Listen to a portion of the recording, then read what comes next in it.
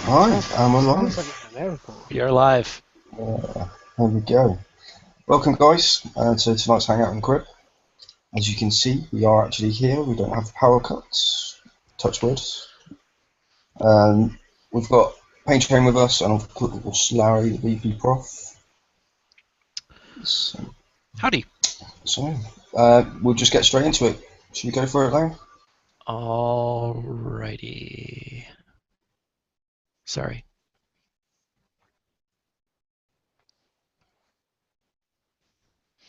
All right, away we go. So today, actually, we got a shorter slide pack than usual, which I'm hoping we're all happy about. But we'll talk about some of the new stuff, Shipyard in particular. So changes, bug fixes, and tuning. Tokens speed up modal background would black out. I don't know if that means you couldn't use them if you left the window open long enough or what, but they fixed it. They had an issue with limited components. A player that had built all available components would display at capacity when attempting to refit a ship. I guess maybe you couldn't refit the ship at all, maybe. But that was fixed. And then error where a ship equipped with a heavy weapon would not trigger remote targeting. So that was kind of bad because you already feel bad because you put one of those scythes on your ship and then you couldn't even remote target off it. So, but I guess they fixed that. So we've got some schedule changes and reminders. Caustic Warfare, the Scourge campaign, is available through the 4th. I'm pretty sure that's Saturday or Sunday. Sunday. Base Invasion feature was delayed a week, so that should start 6th October next week. Reaver holdouts are delayed indefinitely. People said they didn't like them, so they took them away. And then the next raid starts October 15th, which is a week extra than we usually get. So that's good, I think. I'm Last liking time, it. yeah. I mean, last time when they announced the Forsaken mission prizes, I noted there were 4 prizes and usually only 3 weeks to do it between raids. But we do actually get a 4th Forsaken mission between the raid. So even if you're only doing Elite once, you can get all 4 of the new Elite tier prizes, including that Deadeye Ballista. It's cool. I like it a lot. Yeah. And then the last bit I threw on this slide is the Forsaken mission. They announced that the Elite bonus token should be a 1-day or a 3-day ship build token. And I just saw in the forums just before the show that some players were not getting that token. I saw somebody on a Facebook group posted that they got 9 1-hour tokens, but apparently that has been recognized and fixed. So completing the Elite will get you 3 to 5 days of ship build time bonus if you've gotten all 4 of the prizes. So that's not bad. It's pretty cool. I think that's amazing. I think it's definitely a step in the right direction. A massive step. You're guaranteed to get ship build tokens. If you're assuming you've got everything else. So for those who are able to get stuff, they're not going to be lumbered with some bullshit token that isn't really useful. Yeah. They get a substantial amount. Don't you get a 2-day token as well as the bonus? Right. So you get either 3 days or 5 days. Yep. Yeah, so if there's assuming there's no new content in a week, you could potentially get 10 days of build tokens in a week, which means a lot for a lot of players. Well, for everybody, that should mean something. Yeah. I don't know what the odds are, but even if you get unlucky, I mean, 6 days of ship build time in a week is still pretty good. That's like for non-coiners, if they were getting that on a regular basis, that's almost a week off a ship. So it makes builds start to seem a bit more reasonable. Yeah. All you have to do is be able to do Elite twice, which Yeah, it's alright. You just sit there for the whole 72 hours, grinding away. Fine. Well, I'm yet to do my video. I've spoke about it a lot and the method I use to get the arena, the mission done. And I don't want to sound like I'm being too harsh on smaller guys who can't do it, but it's fucking easy if you have the right fleets. And I know there's always that thing like I use my jug ace. There's always someone who says I don't have it, and I'm going to do a whole thing on it. But there's a lot of ships you can use. Even if you've got a DNX and an MCX, you can do it. So it is a bit of a grind, and we've got suggestions and stuff on how we can improve that, which we could probably talk about later. But this mission is possible if you have just a little thought about it on your fleet design. And I know Larry said it before. Having a dedicated mission fleet is a good thing. So you can't be expecting to do this with a base hitting fleet and not getting a bit of repair out of it. I have, what I use to do mine is I use actually an old school Dreadfleet, which is R10, which has got arbalists on it and some Hailstorm A's, and I can auto 3 of them and then put it on repair overnight. Just and that's on auto on an 85. So you just got to put a bit of thought into what's going to give you some damage, and then you can resolve the issues. Yeah, I think our rhinos do really well, especially against the ships, and fusion cruisers and really anything with 98U should do really well.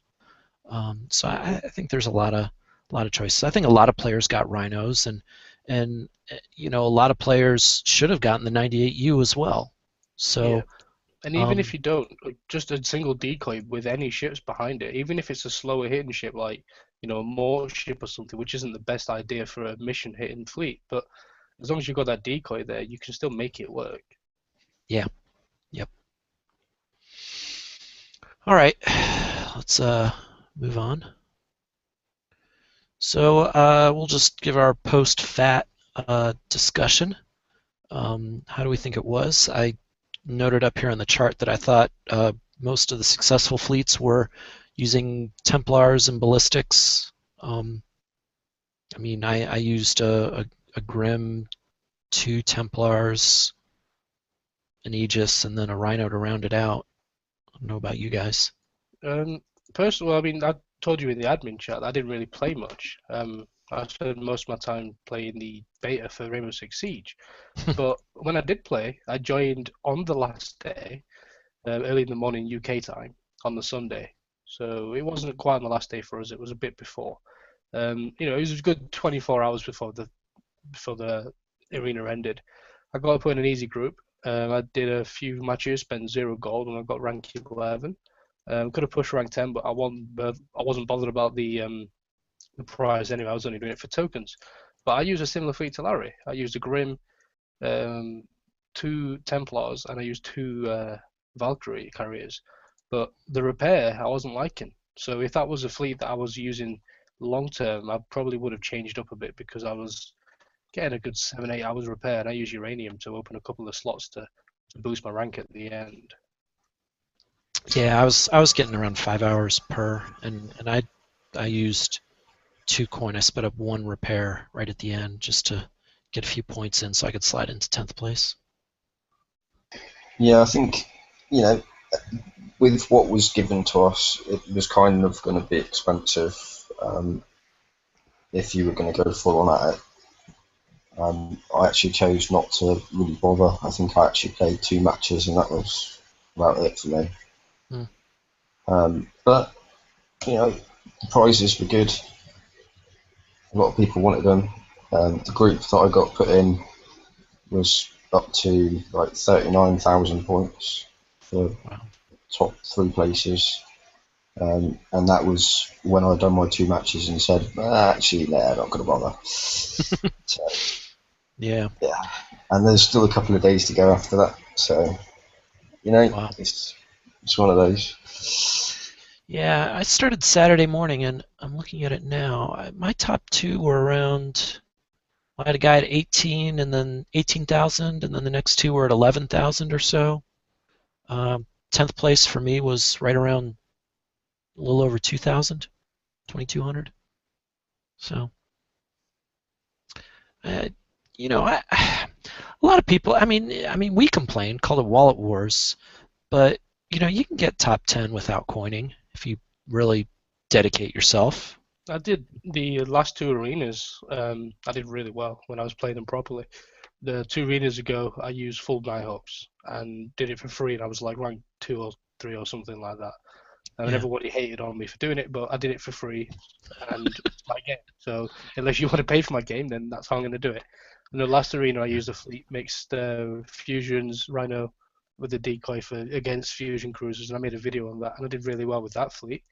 Um, it's just this month, I like the morale to grind through a week, and the prizes weren't too great. I think the only reason I would do it is for that limited ship, um, of which I would still need to build. So I yeah, kind of thought, meh, pass. Use my time yeah, elsewhere. yeah. So, I mean, let's talk about the prizes. You got the limited ship, which we think was pretty good, but not a whole lot of people got. Um, we got the hydraulic resistors, which are speed system 5 with an extra 15% concussive resist. And then the scattergun, which I wrote about it in my blog article, and I couldn't decide. I just didn't have anything to compare it to decide whether it was good or not. So, um, I don't know what you guys thought of that scattergun. It's interesting the amount of damage it does over the time scale. I think like the biggest thing it's got going for it is that the obviously the corrosive damage. There's no sort of defense against it at the minute. I think it'd have to see what it sort of does going forward, really, when we get some uh, protection against corrosive. I think another thing to add to this is with it being a short range weapon, well, it's pretty much like a depth charge, isn't it? So, So yeah, depth charges traditionally don't do well regardless of the damage type because the hull that mounts them has to be really good. Like if you were using it to fleet, say you came up to my Crusaders with one of these, depending on what ship you're using, you'll be pretty much dead before you got in range. So it's definitely an anti-sub weapon. And I'm thinking, with all the missile choices we've got, I think I'd much rather use a blade. I haven't seen this in action yet, but just the range on previous raids, how we've seen them work so far, depth charges haven't proven to be too well. agreed. Yeah, I have to agree. Yeah, I have to agree with you. I mean, it's good for if you're getting mixed up and you're getting in close with people, but like you say, a lot of fleet versus fleet is all long range stuff. So I mean, they do seem to work fairly nicely, but again, we'll have to see in coming days. Yeah, they might be useful against the Scourge, just because they will get in close and they last a long time and they will sail away. So maybe there's time for that corrosive damage to kick Hmm. in. I think similar to when the Locust came out, you kind of want to run in, fire a few, then run out. Let the Yeah, corrosion damage take place, and then pick off what's left. Maybe if you have like one of these or two of these, because it obviously depends how many weapons you've got. What was the max you could win? Was it 4 or 5? somebody on a Facebook page said he got like 10 or 11, I think, Oh wow. Well, through like first place and oh, then that's the just first place. prizes, I, points I would prizes. I would assume that the average player. I mean, I got rank 11. And I only have two. Right, I got So 3. yeah, I'd say 2 or 3 is a good average for what people might have. So if you can get a ship with 2 or 3 of those on, and have a lot of evade um, uh, and concussive defense, is that new strike warheads offer concussive defense, or is that concussive damage? It's all I remember corrosive that. damage, so there's right now no specials that are going to do anything to this Oh no, weapon. I mean the limited campaign. It has a new special. I can't remember if it was damage or defense.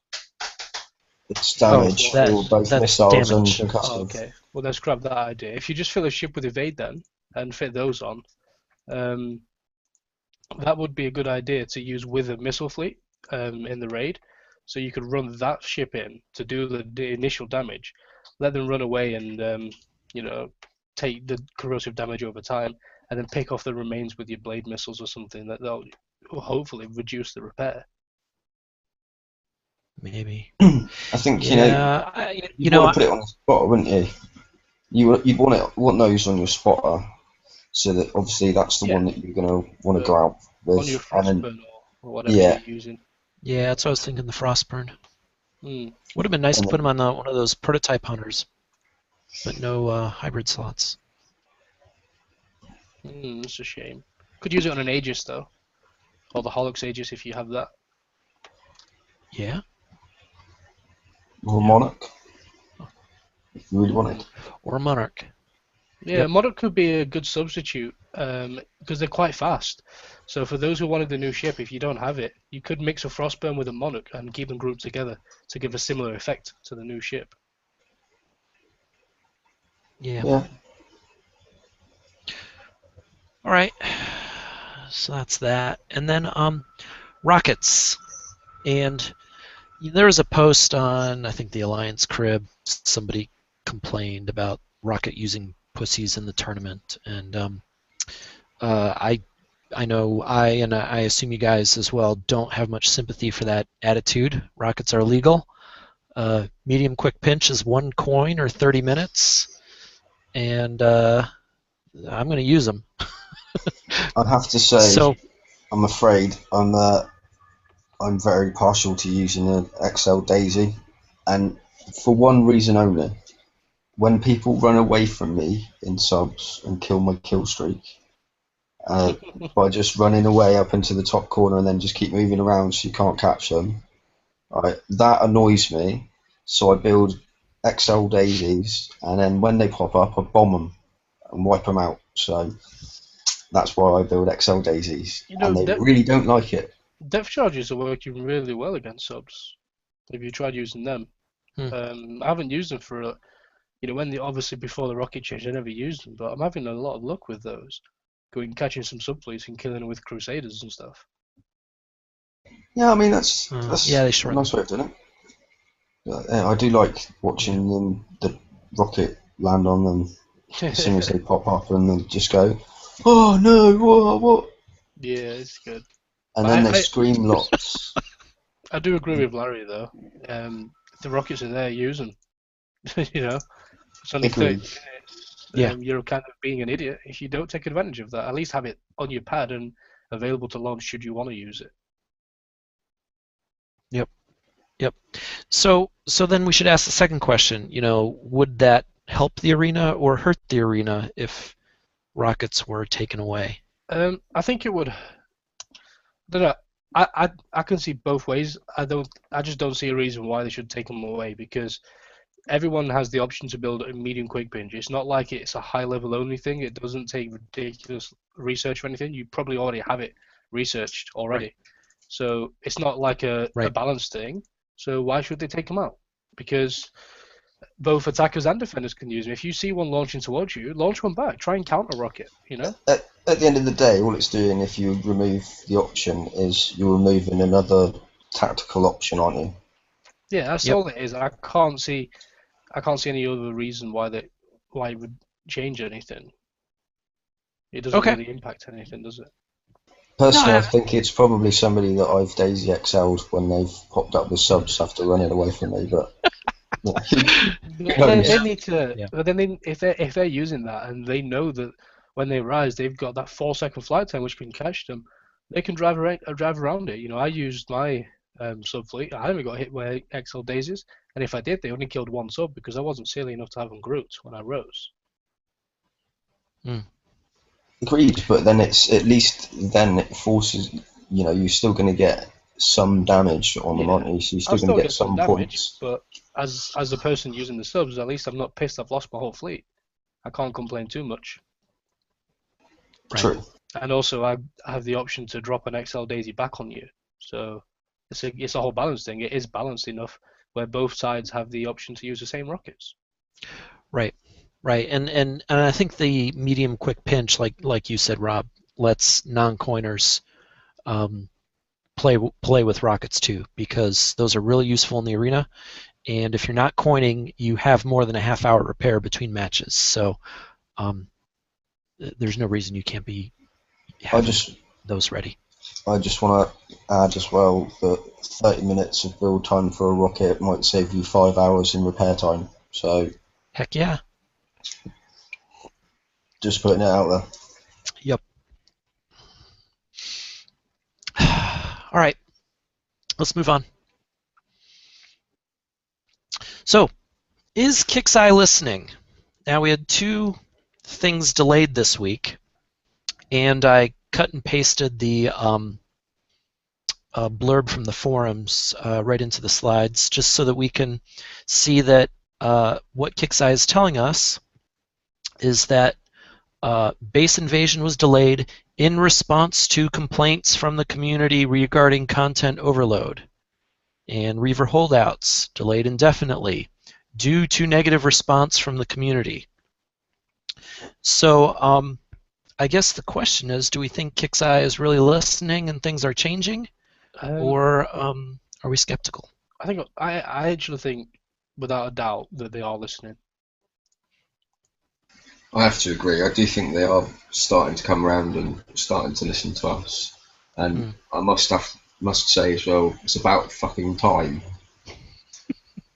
Better late than never. Yeah, I am a little more skeptical. I guess I'd like to see a sort of more of a sustained pattern of listening. And I am also a little bit concerned about overreaction. I think a lot of the changes they made during that first Scourge raid were overreactions. They changed too much in the middle of the raid. And so, I mean, better... Sorry, carry on, Larry. Better listening than ignoring, but I want to see him calm down a little, and I want to see more of a sustained pattern of it before I truly believe. I think going on from that as well, it's good that they've made the changes with the things they already, because these things are already in place. So, they're saying how they're starting to listen more and stuff, and they've took that step now. But base invasion and the Reaver holdouts have been in place before.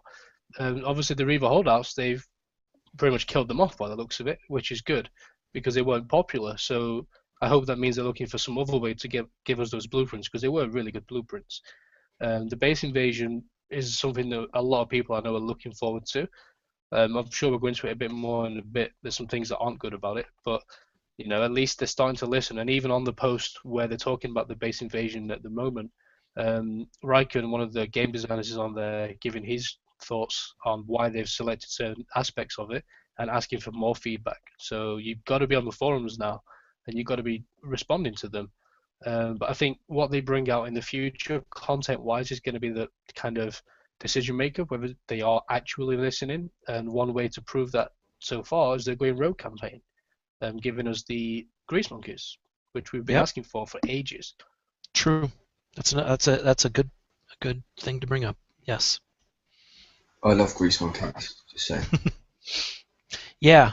And that got kind of sprung out on there. So if you didn't notice, it's available for another 6.5 hours.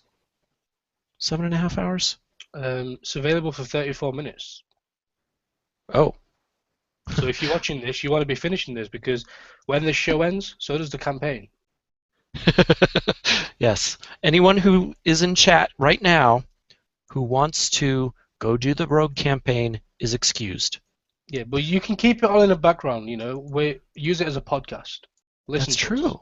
We will talk you through the campaign. That's right. We will be your guidance. We will be your Obi-Wan. Yeah. All right, moving on.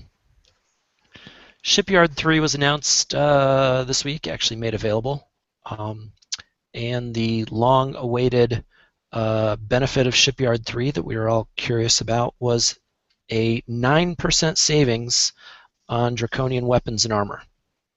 And so in the net, that actually leaves you the ability to put 10% more draconian stuff, because the thing you'd put on in that extra 9% is also 9% lighter, so it all adds up to 10% more stuff. So that's all right. Just as an idea, just putting it out there, my blade fleet, Rhino fleet that I put up the other day, with Shipyard 3, you can now actually put in a Grimwrath up front with a couple of bulks on it. And basically it works out that the Dock 12, sorry, the weight it would have been at Shipyard 2 would have been about 41,000 compared to obviously it being pretty much bang on the Dock 12, right? Yeah. So it does make quite a bit of difference. Yep. So let's see. I also wanted to point out 8.5 days to build it. You need all your labs at level 11, which a lot of players might not have. Level 11 weapons lab was the only useful lab at level 11 before this. I'm going to go and refer to a few shows back where I advised people do this and hope that you heeded the warning. If you didn't, tough shit. Well, you know, I told you. I was going to bring up the fact that back when Kixeye was going to release the naval, the specialists, and they said that they were going to be in the naval lab, I recommended people go up to level 11, and that turned out not to be necessary. But if you did it then, well, I feel redeemed because you've got it now. It's right. You knew it would be needed. You just didn't know when. I'm going to point out that whenever you take the time to do this, and I had this argument, a conversation with somebody on TeamSpeak the other night, it's 8 days, 16 hours away from your ships. You cannot build a ship while you've got this upgrading. So ask yourself the question, do I need Shipyard 3 for my current ships, or should I finish the fleet I'm working on, do some refits, and then do Shipyard 3 when it's necessary? Don't rush this if you don't need it, because it's more valuable to have 8 days, 16 hours building your ships, unless you really need Shipyard 3. And I'd argue a lot of people don't need Shipyard 3 at the moment, unless you're coining the fleets and refits. Get Shipyard 3 when your fleets are ready. That's good advice. Yeah, the other thing that I noted is that Dock 12 gives you 20% more fleet weight, and this gives you 10% best case. So you obviously want to do your dock first. Yeah.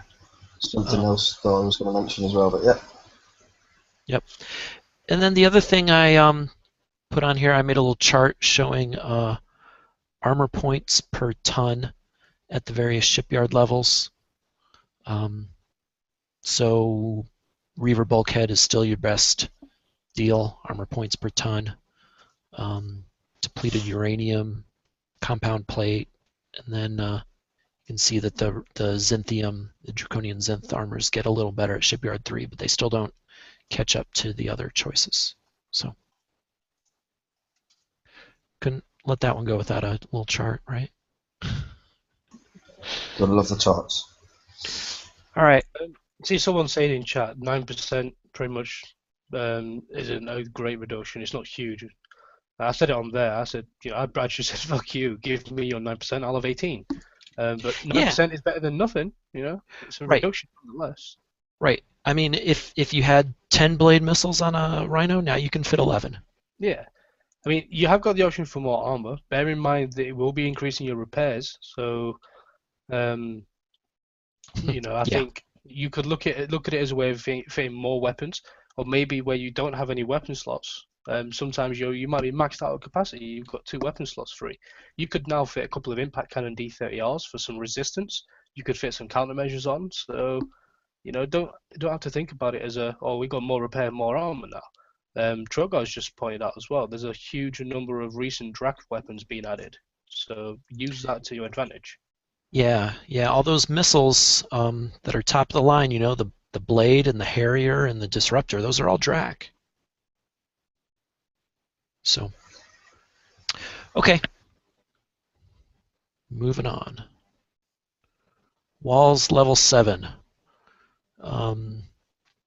Just about doubles the armor in the wall. Ups the explosive defense just a little bit, and block splash. So Again, I put that on a chart just so you can see the difference between wall 4, 5, 6, and 7. Figured not too many people were interested in levels 1 through 3 walls. There is a cost of 100 uranium per wall. So, 30 or 40K to upgrade all your walls, which I think it's I guess is 44K, isn't it, to do them all? It is, yeah, with OP7 because you get 440 walls now. okay. And then I looked at how much it would be to coin it, and it looks like it's a little less than 10 coin per wall. So if you really feel like going that direction, thank you for supporting the game or something. 8,000 coins I'm well just spent. I'm just gonna point out. I've said this to a few people. If you're really bothered about the uranium that much to spend 44,000 uranium, which for a lot of players isn't a great deal. I know it is a big amount for some people, but for some people, it's not. But if you're able to spend 6,000 gold because it's that much of a big deal, here's an idea. Build a dredge fleet with that gold, rank it up, and have some change, and go and win the uranium from the dredges because it'll be cheaper. Yeah. And you Jeez. get shiny things as well. Yeah, and you get a nice new fleet you can use in the raid. I'll tell you what, I'd really much rather have a new fleet than level 6 walls. Exactly. 7 But I mean, you walls. could do two birds with one stone. You could get a fleet and use that fleet to get 15 dredges without having to coin it and still keep the change. I would trade all my walls for a brand new fleet. Yes. Saying. I mean, are these walls really that good? The explosive defense is 40%, but let's bear in mind level 6 walls is 33%. So, rockets still melt through that 33%. I'm not sure the extra 7%, even though it's double the armor, is going to do a great deal. And I had someone say to me when this came out, say, "Oh, bye-bye Ghost Super fleets." And I'm like, has a Ghost Super fleet ever got in your base? Because it's never got in my base. So I'm not bothered about the walls, really. They're not going to stop the piercing of Arbalest, for sure. It's not going to stop missiles because missiles ignore walls. It's not going to stop the D98 because D98 ignores walls. It says will block splash. Maybe it's a magic unreactive stat because it doesn't specify how much it will block. Just like the level 6 walls block splash, but they'd melt in one explosion. So, these walls, put them if you like them. They look cool. I wouldn't rush out and spend 40k uranium unless you've got it spare. Yeah. Can I just say that if anybody's willing to buy me a fleet, you can have all of my level 7 upgraded walls. Just DM them. Okay. So we all agree that we would trade all of our walls for a new fleet. Good. Yeah, definitely.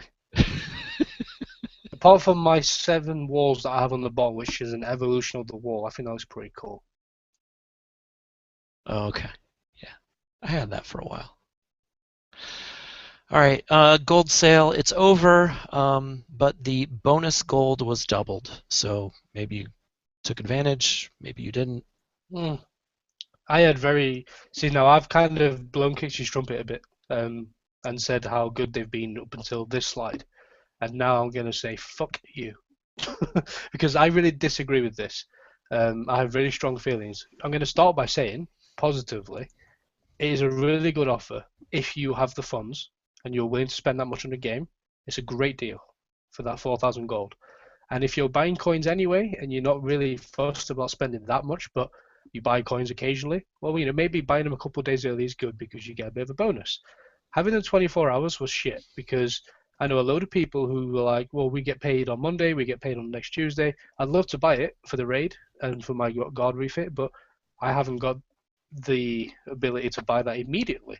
I don't want to be rushed into making a decision in the next few hours. I'd like to think about it. It's not. Yep.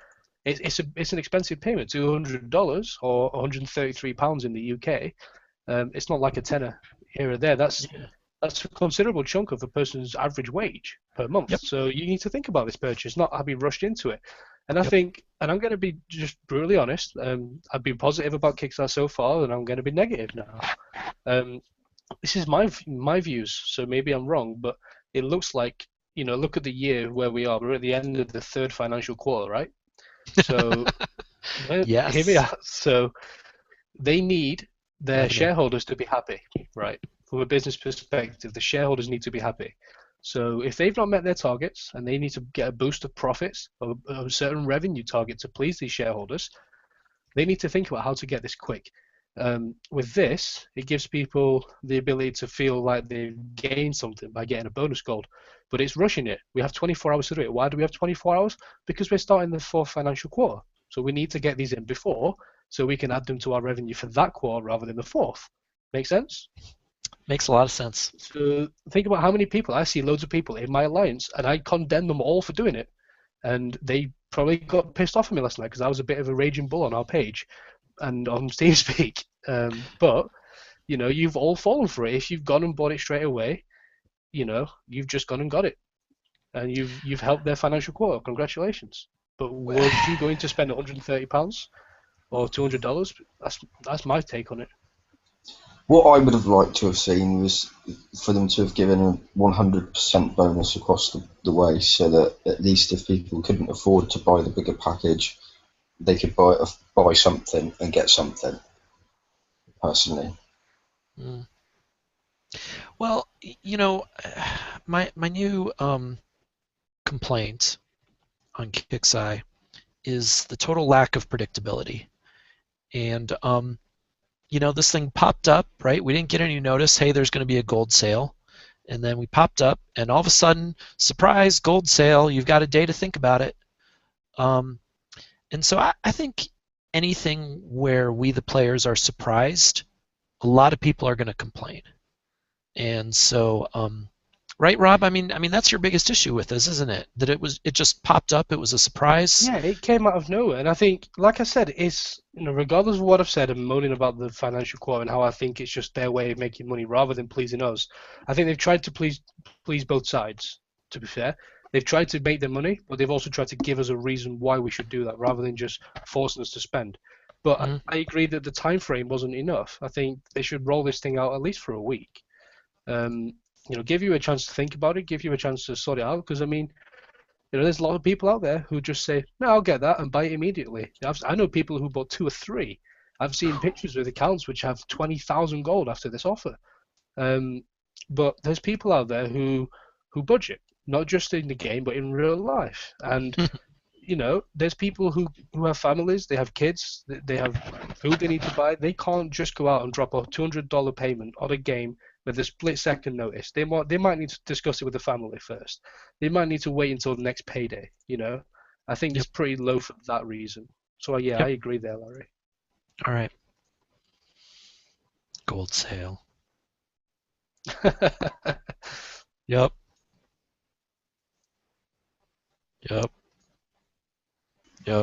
money, money, money. Well, she's not quite giving you the finger, but you get the idea. Well, there's your 4 piles of 4K. 1K each pile. Yep. That's what you've done. You've thrown that at Kixeye. All right. So the base defense campaign was delayed, but Doom Rooster did give us some of the scoop, and with the caveat it was all subject to change. But I'll try to break it down and share what we know. So it's called Dragon Strike, and it's versus Draconians, not Scourge. I think most of us thought it was going to be against Scourge. So that's something. It is available to levels 55 plus. So that's also something. For you level 50s that are getting your bases smashed regularly anyway, well, you can't do this, so you don't have to worry about the not so good stuff. Just like most of the other campaigns, you've got 3 prize packs, and so each level of the prize pack has 5, 6, or 7 encounters. The first 2 encounters are regular FVF fights, and then encounters 3 and on are waves of enemies, Draconians, that will come in and attack the nearest target in your base, and then move to the next target. So you win the base defense encounter by killing all the incoming waves or lasting for the time limit. I don't know if that means you can get creative and build a giant spiral of resource generators on an island. Build a timeout base. I noticed the way that they move. They go to your nearest target. APOCs are going to rip these fleets up. So maybe build a good stopping point on your base. You should have that anyway, to be honest. Yeah. It's tough to do these days, but yeah. And then, or you can surrender to end the encounter with no further base damage, but of course you don't win the encounter. Now that's important because, yeah. So maybe the third bullet should have been the first bullet. Your base damage is real damage. They're messing up your base. And that base damage repairs at normal rates. And you won't get a bubble. So you will have a messed up base. Apparently the reason we don't get bubbles is that there is a concern about abuse, that people would just start the campaign and then get the front end of their base smashed up and then get a free bubble. I'm going to say, as much as I really don't like the idea that we don't get a bubble and we have to fix our base and be prone to attack, I really like the way that they've thought about the frubble aspect of it and tried to stop that, and they have stopped that. It's just negative impacts for the rest of the game. So I have to agree that I'm quite impressed that they have concerns that it might be used and abused for that aspect. So. I'm really glad. And if you look on the forum post, there's both Doom Rooster, some forum mods, and one of the game designers there communicating with players about ideas, and they're trying to kind of have a dialogue with us at the moment on how we can, as a community group, both them and us together, how we can overcome this and try and make this campaign good. For me, it seems pretty simple. Just give an imported version of our base and don't let it affect our real base. Yeah. I don't see why that's a big issue. There is also, if they really can't do that, how about giving us a bubble while we do the campaign at least, so we don't get hit in between? Because there's going to be a lot of people fishing through bases when this campaign's released, looking for an easy picking, a half damage base at 50%, so they don't lose anything. But again, that could be misused as well, I suppose.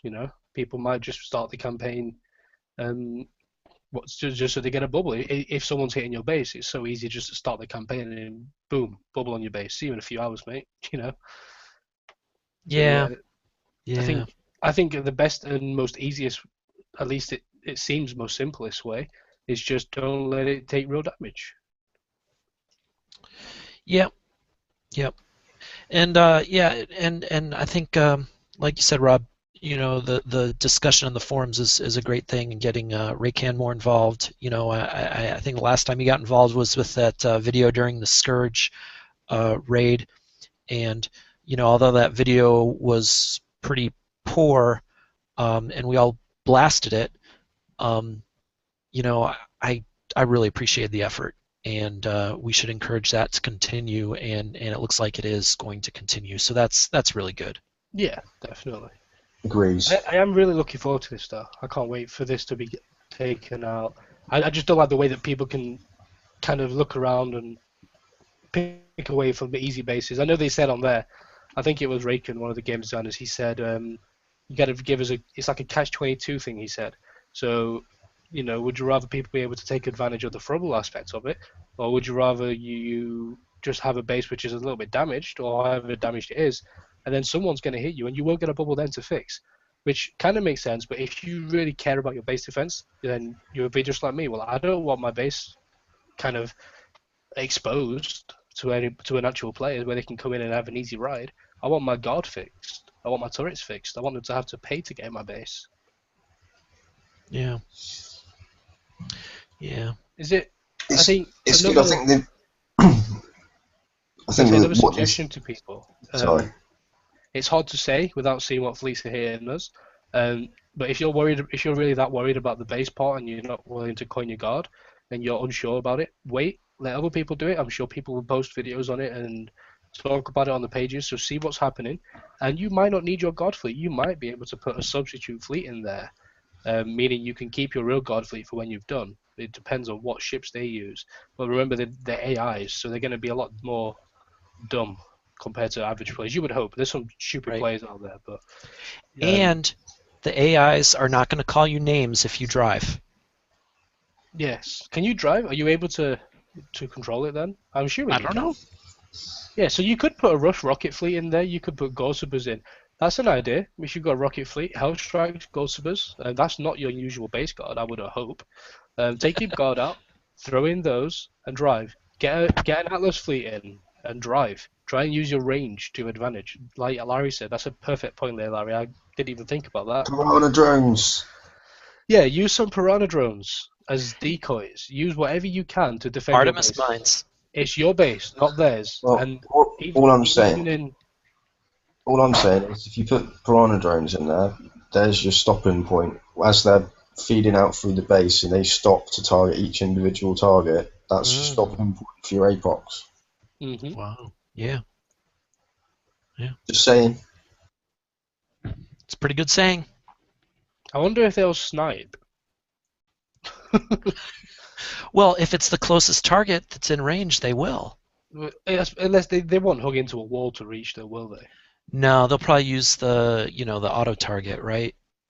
Yeah, so if you needed more room and you didn't care about the people hitting your base, you could move your base so that to a player like us, you might be able to snipe your outpost, but for a player like the AI, you can create more land to kind of have more turns in your channel. Just for this campaign, you can make a second base in the base planner. Yeah. Yeah. I think it's going to be really interesting. Hey, someone's just posted on the chat probe. He said DOS for the win. That's another point. They won't care if you use a DOS crew in God with your enforcers. I've got an enforcer with a Rhino and Blade missile with a Grim for overload. I don't think the guys at Kickstarter are going to message me and complain that I use a DOS with my Blade missiles and enforcer and God. So I think I'm safe there. I might use a DOS. I have one saved. Or a demo squad. Would a demo squad help with the defense as well? Yeah, it's 40% defense, isn't it? Yeah, so that'll boost your defenses up. If you've got heavy plating on your guard, which I hope most people have, throw that up. But those of you who've got Hellstars, throw it. If you really want to win the campaign and keep your base guard, assuming it's not already your base guard, stick your Hellstar in there and see how the AI do against that. And then, put it, wait 3 days, and then do the next campaign. Be creative here. Use fleets and drive them. Do what you need to do. Yeah. I still think piranha drones for the win. Maybe. I mean, Firebat's probably even better. Someone on chat just said blades are 100% accurate, so they're not sure if DOS helps. But you have to factor in people have evade on ships. Yep. So it does help. Yep. I was going to mention, War Commander has had this for a while. Raids have been base defense raids, and people will completely rearrange their base just for the raid to fight the AIs.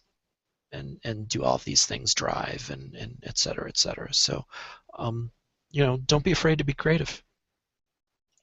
Yeah, I'm super excited for this. Yep. All right, let's talk about the prizes. Pack 1 is shockwave dampening plates that reduce the shockwave damage from launchers. Pack 2 is an improved version of that, along with the ballista turret. So that's a non-limited version of the Deadeye Ballista. I assume its damage and range will be closer to a Javelin, around 150 range instead of the 200 of a Deadeye. But it'll probably still have that piercing that the Deadeye Ballista has. Just guessing. And then Pack 3 is a limited Draconian coaxial turret. And it's a improved version of the coax. So it has a countermeasure mode that shoots at incoming mortars, missiles, UAVs, and rockets, and it has a ballistic mode. I'm assuming that's going to be the same one as it is in the direct targets that we've seen. In which case, I'm not. I don't see that stopping my missiles already. My Harriers that I hit the FM with, so I don't see it's going to make a big difference in stopping blades and stuff in my base. Well, blades are 80% flak resistance. Does that work for coax as well? Yeah, there's that as well. Yeah. Huh. So. Yeah. But hey, I was right about the ballista.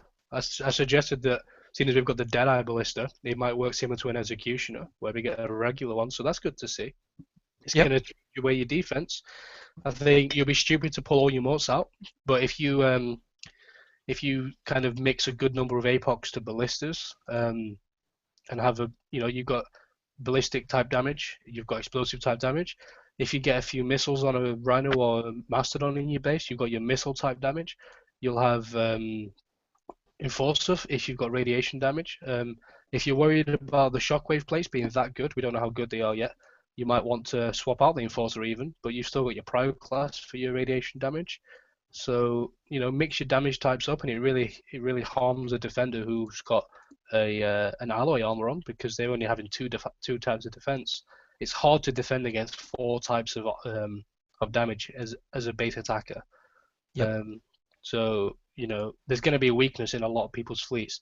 Then now in your base defense with the ballista, I think it's going to be a really good finish off, to finish off your defense in that kind of aspect. Yeah, I agree. I'd probably put a couple in.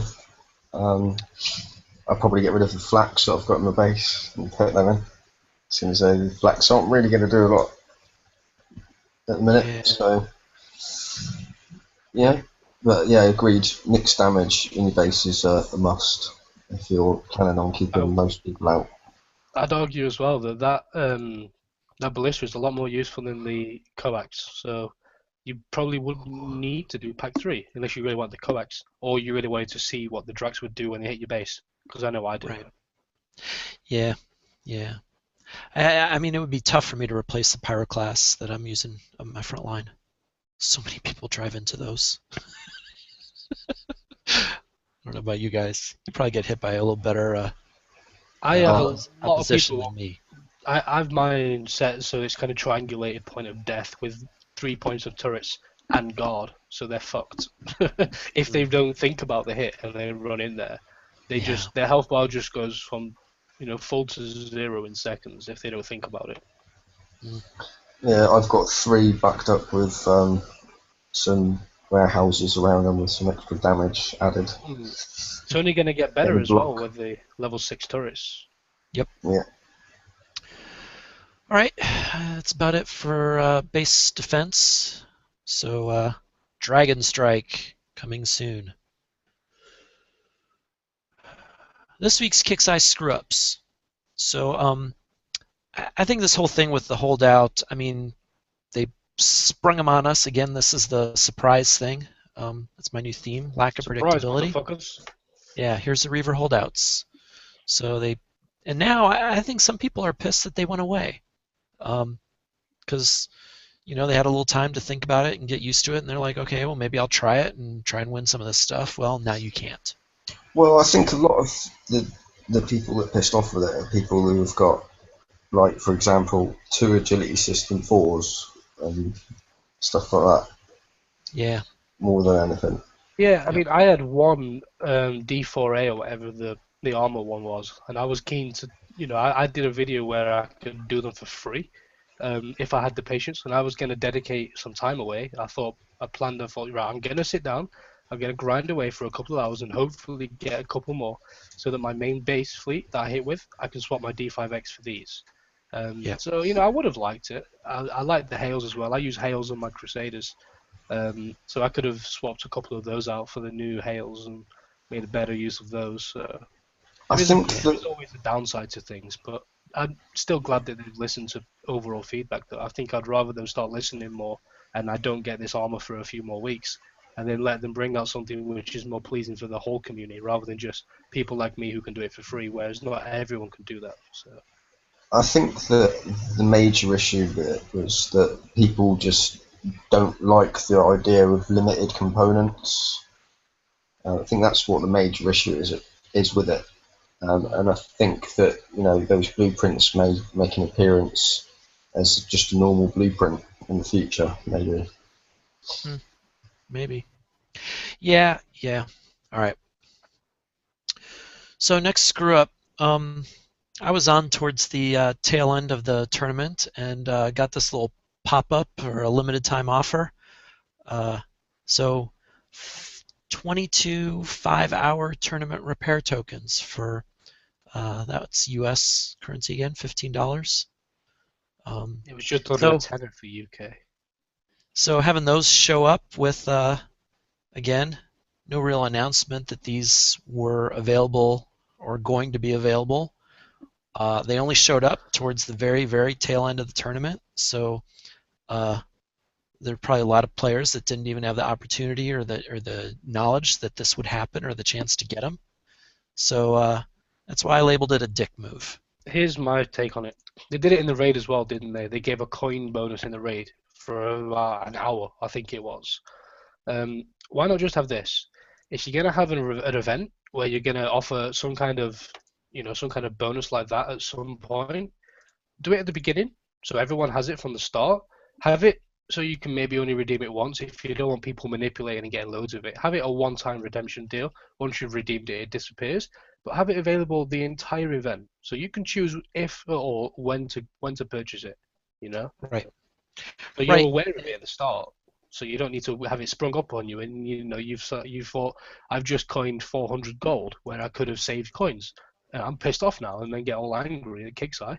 If it's available from the start, then if you're willing to spend, and in that event you've got a 500 coin budget, you might be able to get 650, you might be able to get 700 instead. You get a bit of bonus. It's gonna help make people a hell of a lot more willing to spend on your game. So Yeah. Yeah, it comes back to predictability. So, yeah.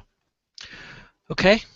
The update, they broke relay move here. Again, I think that's been hot fixed, but it was broken for a day or two, day and a half. yeah, it's fixed now. Yeah. And then this gets back to one of my favorite themes of Kixeye screw-ups is lack of configuration management.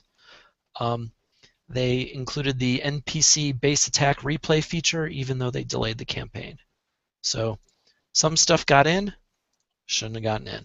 Hey, just to add to that, if you screen share me, I've got another thing to add to the playback. I know a lot of people have seen it already. You can see here on the left, I was attacked apparently January the 1st, 1 a.m. by Atlantic Sea Terror. They did 0% damage. The attack length was 16,707 days, 17 hours, 32 minutes, and 19 seconds. It says a defeat, and I'm going to go ahead and click play. It obviously won't play anything. I've only had this pop up since the update. I don't know if you've all had it. I know some people do and some people don't. It just says unable to start playback due to the invalid server address. I said invalid on purpose like that. So yeah, that was, and it's not disappeared. It's still there, and you can see here it's slotted in between two hits. This guy prepped my dock. That was very kind of him, and they're both the same hit, but it's kind of slotted itself in between them. It was at the top, but yeah, just thought I'd point that out to add to your slide there, Larry. All right, I didn't get one of those. I want to say though, if it takes you 16,707 days to do 0% damage, I must have the best base in the game.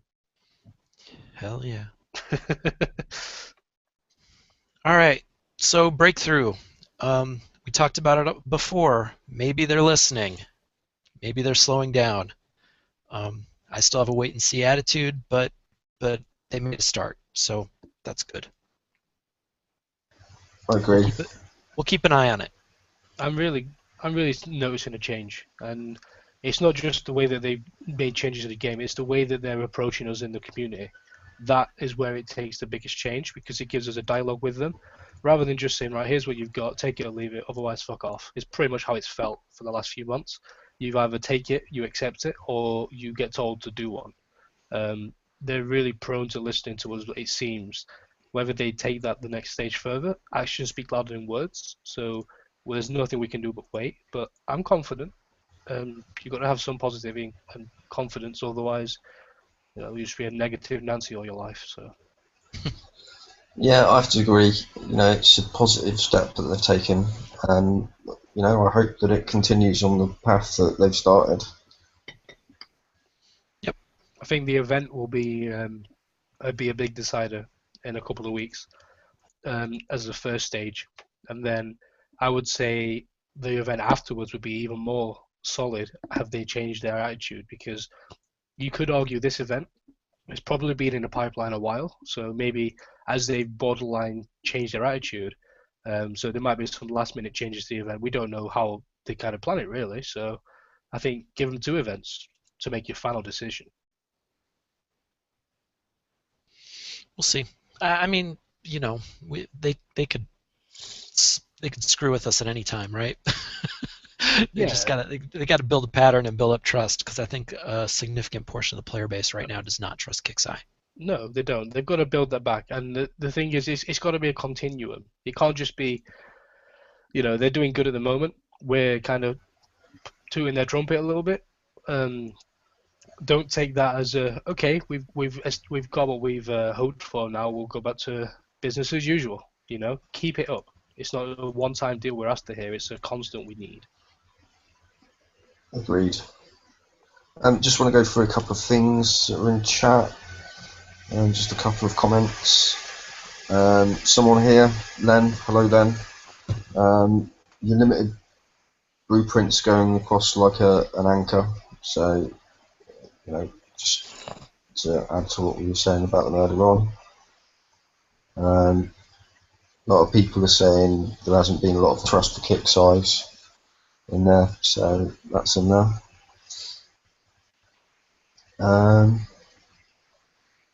There's quite a few bits in there related to the limited specials and weapons. It's crazy, it's BS. It's pretty much the sort of theme of it. It's that, and people are happy that they've started listening. Really? Definitely. Go to the forums. If you don't believe it, look for it yourself. Make a post. Check if there's a post that you can comment to. If there's not, make some feedback. I know there was a post that was pinned asking for what you want changed in the game, how you want the game fixed. If you can't find that post, make a post. I'm looking on the forums myself now, and yeah, there's a lot of posts going on there now about changes to the game and stuff. So go on there and comment, give your point of view. Otherwise, when things don't go your way, you can't sit there and complain if you haven't had a say in it. It's like people who don't vote. If you don't go out and vote on election day or whatever, you can't bitch and complain about who your president is, because you haven't even tried to change that. So you got to at least try. Yeah, make the effort, get in there, put your view across, and then hopefully we can get something going with Kixeye and get a good community back and forth with them. All right. So have we got anything else we would like to add? Oh yeah, people are asking, can we get our gold at 50% of the usual cost, since that's what's going on in War Commander? So, Well, not right now. We can't. That would be nice, but as long as it doesn't come with a negative reaction. That's why I always say, don't I? If we get something good, what are they going to do to make that back? But I think at least that bonus thing, what we had with the 4K and such, the doubling of the bonus gold, what they did, that was really good. And you still had to pay for it, but I think that gold going up, because repairs have gone up so much. Let's think back to when that bonus scheme first came into place, how much it would cost you to repair a fleet or to build a fleet, to now. We're not getting any more gold. We're paying more for it because of inflation and stuff, so we're paying more for less. At least try and bring it up a little bit, keep the bonus gold as it was. Fair enough, the 4,000 gold is a limited thing or whatever, but at least for the other packs, I think they should have stayed as the bonus showed us. yeah, agreed. I mean, as the bonus was on that deal, is fairly similar to what it used to be before they changed it. Inflation isn't that much. Give us some rest back here. Yeah. Also, Savage Thing says, everyone send me 50 gold for the Let's Get Rob a Shaver fund. No, I don't shave. Clearly, because I never have a clean shaven face. In fact, I don't think I've shaved since I was about 14. I trim occasionally when I can be bothered. I don't have a need to shave. I don't work in McDonald's, therefore I can have facial hair. So that's that. So there is your answer there, Savage. Not that I'm saying he does work in McDonald's. Maybe he does. I don't know. That could be why. Maybe he's jealous of the fact that I can work with a facial facial hair. I Who knows? apologise. You should look for a better job. Hairnets aren't nice. Stuart McCartney says the Gandalf beard must stay. It's I don't know. hard. It's not a beard. People No. keep saying beard. It's not. It's just a bit of fluff, really. It's like the Andrew Luck neck beard. Pretty much, yeah. It's someone There You said you guys go, don't we've know got- Andrew Luck, do you? someone said it's a Lincoln beard. Yeah. It is a little bit of a Lincoln beard. Yeah. All about presidents tonight. Okie dokie. That means So, he was bored. That means his McDonald's Wi-Fi has run out and he's back on his shift. His 45-minute break is over. There we go. So people can take. I know he's a big troll on the Alliance group, so there's one for him. If you are fighting him in a troll war, I take no part in that. So as best I can anyway. You can use that one. That one's on me. I'm just going to throw this one out there. Stuart's now changed his mind and said it's now a pussy tickler. Hey, the girls love it. Right, so that's enough, I think. Thank you very much, guys, for coming. As always, check out Larry's blog for all of the upcoming stats and everything else. We will be around next Wednesday for our update show. Hopefully, we should have a show on Friday as well. Tyler permitting. So remember, come watch our show because it's a show by players that play the game, right? Yeah, We all play. Still we playing. do. Still Still playing. play. Yep. Okay. Good. Yeah. So keep watching. Right, and yeah, that's about all we need to say, I think. Thank you very much for coming, and we'll catch you next time. Cheers. Google.